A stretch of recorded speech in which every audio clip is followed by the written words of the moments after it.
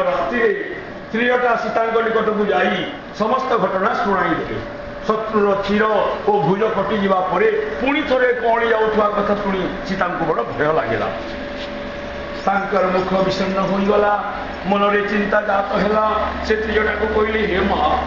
कौन घटव कहना कहीं सारा जगत को दुख देवा से दुष्टा किपर मर श्री रघुनाथ कपाड़ मुंड कटी गले भी से मरुना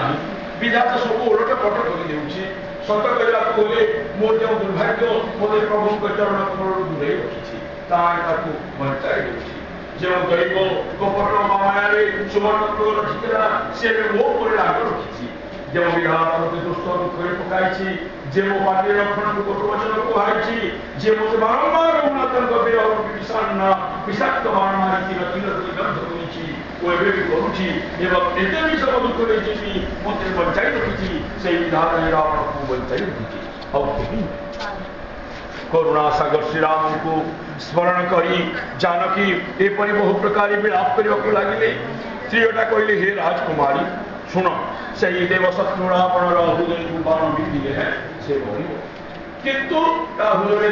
जानकी आप निवास कर प्रभु हृदय बाण मारी निवास जानकी हृदय मो निवास रही पुनश्च मो हृदय घर रही आप हृदय बाण बाजिगले सकल भुवन नाश पाइब से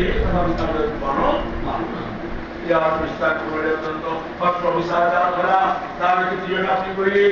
सुंदरी सब संसार त्याग कर शत्रु किपर मर शुण